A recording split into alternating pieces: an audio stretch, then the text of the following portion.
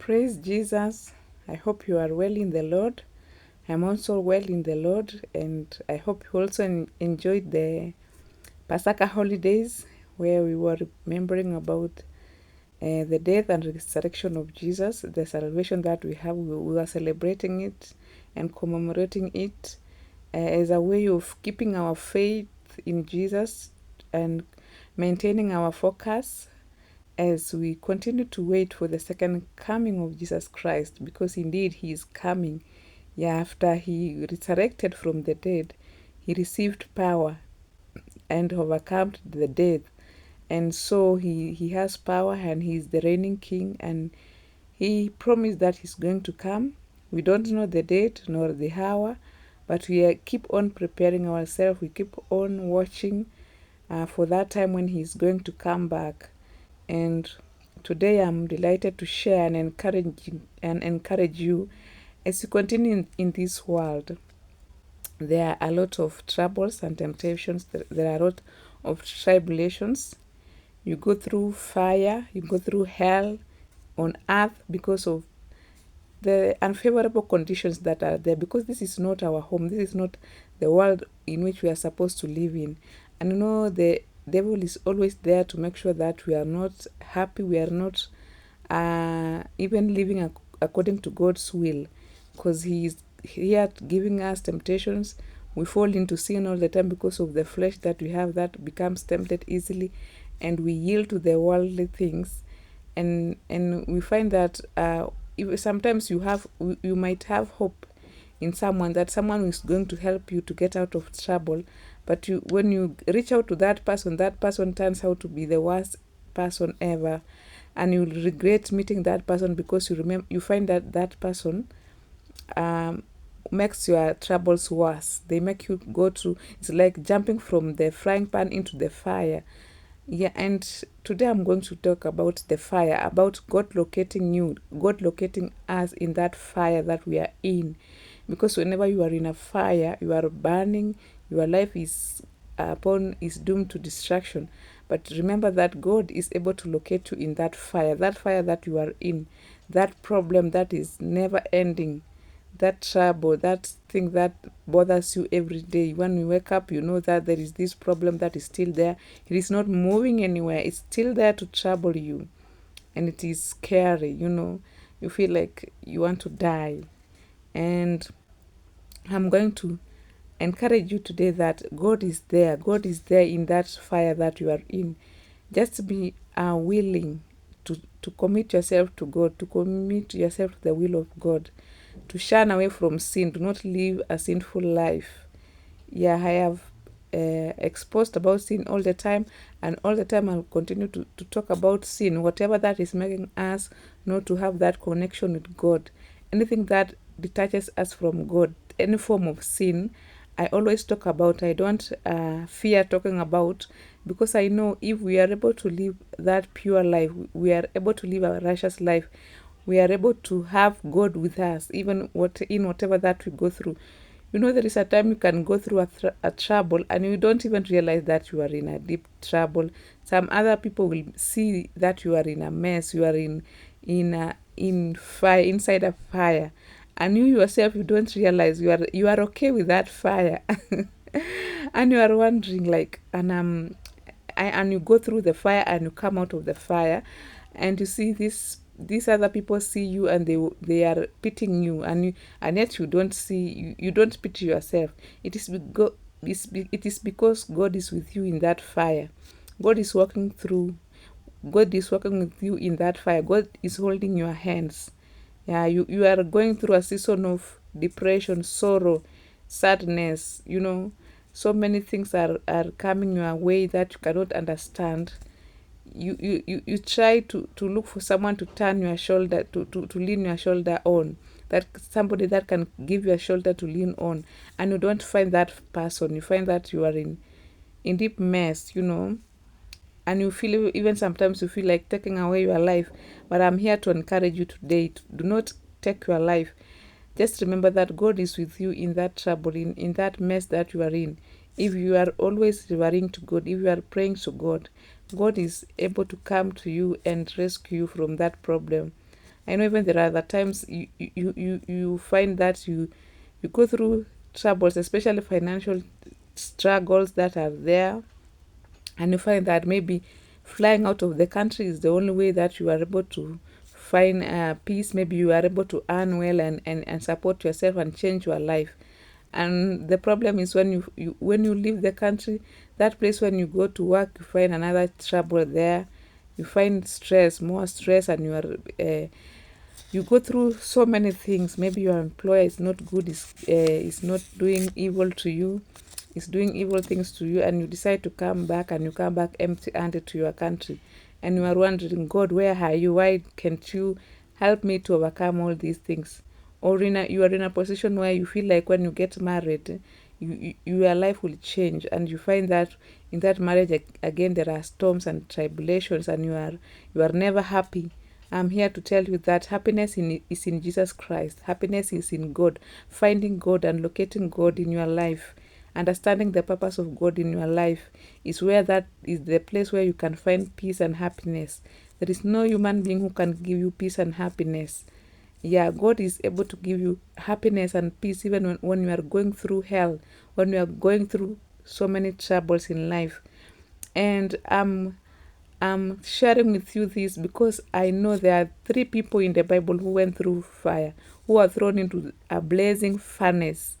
That is fire that is very hot, and they never burned. So the bottom line for this is that in whatever situation that you go through, do not yield to idolatry, any form of sinfulness, any form of idol worship. Yeah, and I will be sharing in my next video some of the idol worship things that people are doing, the things that people are doing, and their lives are in trouble. They are robbed of their blessings because they continue in this sin, and the enemy comes to rob them of their happiness and joy.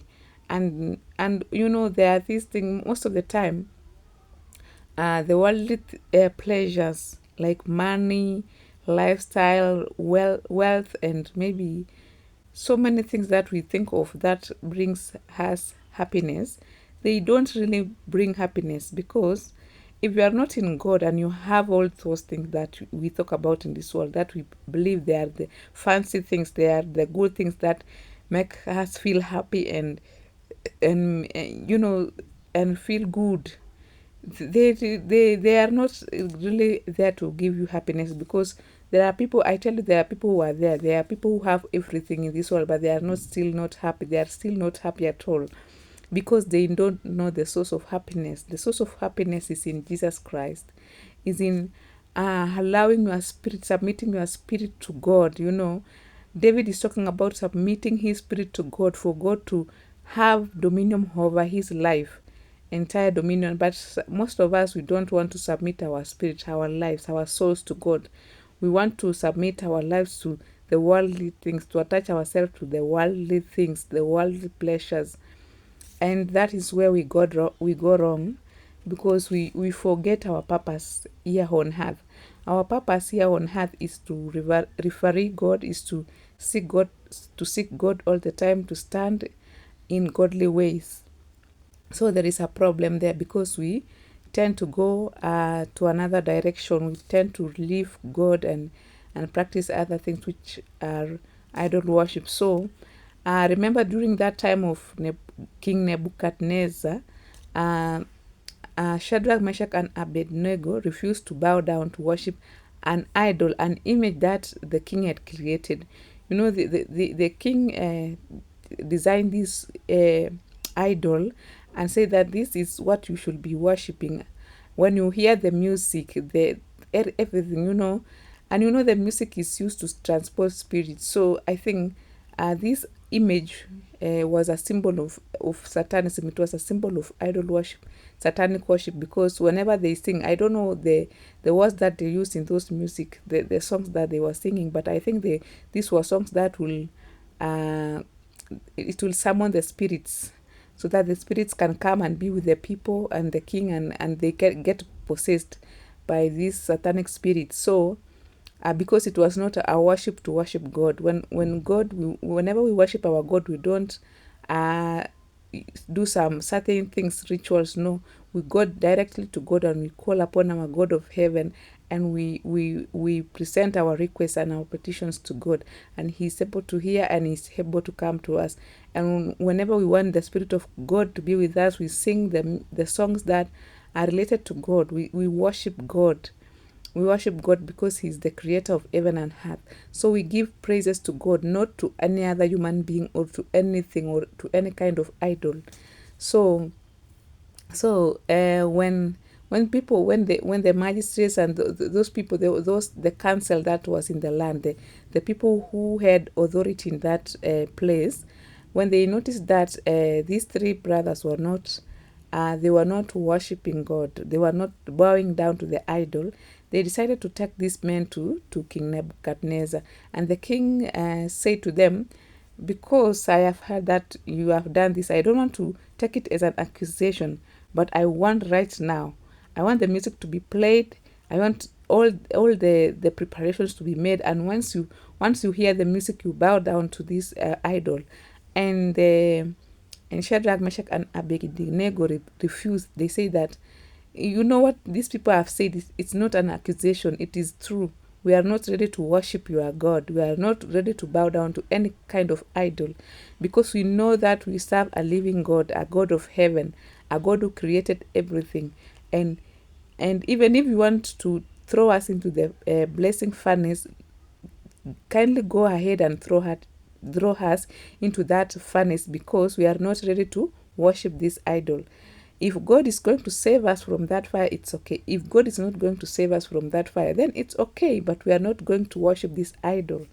You can imagine, that is, they were firm and they knew what they wanted. They knew that at least it's better to die in Christ. It's better to die believing in God than to die when you have sold your soul to the devil, because you know that that's a guarantee to go to hell. So these three men were not ready to go to hell. They decided, let us die in this temporary fire, because after all we shall die.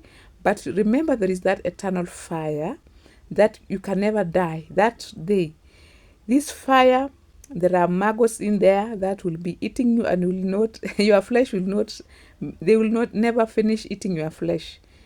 They are going to torment you. There is that fire that is never going to be quenched, and you are going to be burned forever and ever. So they decided it is better for us to die now, to be burnt within 3 minutes, 2 minutes, we are dead and will not feel pain, than to accept to worship this idol. And then we are guaranteed of the coming fire, the eternal fire that will be there when God comes to judge the living and the dead. When that time, when Jesus comes back with the power to judge the living and the dead, and to bound Satan and throw him into his place and with his angels. So this so they refused, and the king was so enraged. He was so furious, and he said, you know, this blessing furnace, I want you to make sure that the furnace is burning 7 times hotter than the normal. You know, it was very hot. And you can see, I know if it was you, some of you could have accepted to bow down. If you hear the king saying that, let the fire be multiplied, the heat be multiplied 7 times, so that even you cannot even stay there for even a second before you die. So you remember, they after the furnace was hotter, you know, they did it quickly, because this king was so enraged and wanted this man dead immediately. So the men who were there, I think the soldiers and rulers, they tied the 3 men together and they threw them into the fire, the fiery blazing furnace. And remember that these men who were the ones who were throwing Shadrach, Meshach, and Abednego into the fire, they were the ones who died on the spot. You know, that fire was very hot. You cannot afford to open the door and survive. So when they were opening it, they got burnt and they died. But remember that Shadrach, Meshach, and Abednego, they never got burnt. Even their hair, there is no part of their body, even their clothes, the clothes that they were wearing, they never got burnt. And the king was surprised. He leapt from his seat when he saw that there are now 4 men, no longer 3 men. And Jesus was in there. God was in there in the fire with these 3 men. You can imagine. And they never got burnt. They never... They were inside the fire, but the fire was not burning them. That is what I am telling you. You can be inside that fire, that trouble of life, but that trouble cannot consume you completely. It cannot consume you in any way. Yeah, you are there, yes, but you cannot get consumed because God is with you in that fire and He's there to give you comfort. And those who are on the other side watching you, your enemies, expecting that you will be destroyed by the fire, they will be surprised. They will leap to their legs. They will stand up. They will jump from wherever they are, because they will be surprised to see that you are thriving, you are going higher. God is uplifting you and protecting you in whatever that you are in, because God is there and He's there to fight for the peace and happiness of His people who are faithful to Him. So I'm calling upon you today to believe in Jesus Christ, the risen one, the one who is living today, the one we are celebrating all the time. We are celebrating the life that Jesus gave unto us, the second chance that we got through the death and resurrection of Jesus Christ. So I am inviting you that you come at a place where you are able to receive Jesus into your life and be transformed and live the life of sin. Do not continue to live in sin, so that God is able to work with you in wherever you go. Whatever you go through, God is able to work with you and help you overcome the temptations and the troubles of this world. So be blessed and continue trusting in God.